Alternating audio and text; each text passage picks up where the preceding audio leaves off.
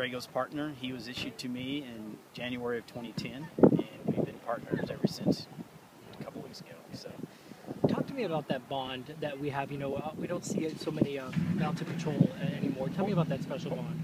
With horses, it's a trust relationship. In order to work together well, they have to trust you that you're going to take care of them in hostile situations. So it's very trusting, a situation between us and the horse, or the rider and the horse. So it's a significant bond, I should say. Yeah. To me. So. Yeah, absolutely. And can you talk to me about his health? Was that something that had been an ongoing issue? No, it just cropped up last summer, and we tried to address it. We tried different medical things to try to get his cancer in recession, and just couldn't get it. It seemed like all we did was make it mad. So, and lymphoma is a serious cancer, and there's very few humans.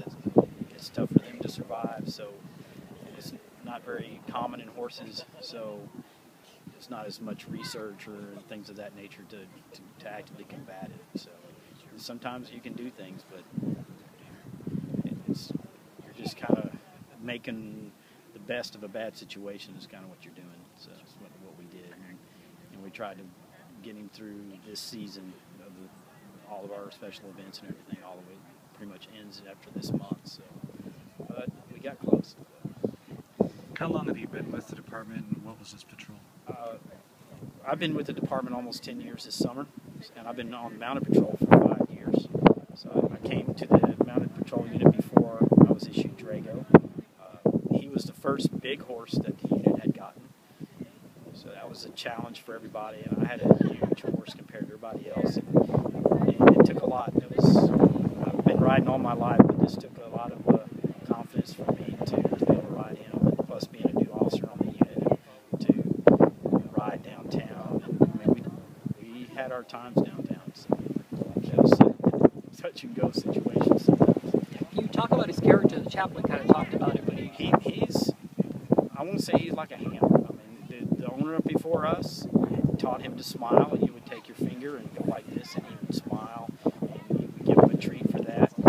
I taught him to bow, so we displayed that at functions with kids and at groups and everything, and everybody loved it. And that's what I mean. People want to see the kind of a personal nature of a horse, and that was him. He was always like that. He loved roses. Sometimes when we had roses, the girls on 6th Street, they would be petting him, or he would reach over and just snap the rose right out of their hand and eat it. So he was good for that. But any rose bush we pass, he'd want to take a bite out of it. So. What's next for you? Are you staying with mounted patrol? I'll be staying with mounted. We're looking for another horse for me, so I'll be without a horse for a little while. I'm temporarily riding another horse, but after the events and everything, I'll probably be riding a bicycle or a car maybe. So we'll see. So I'll be still with the unit.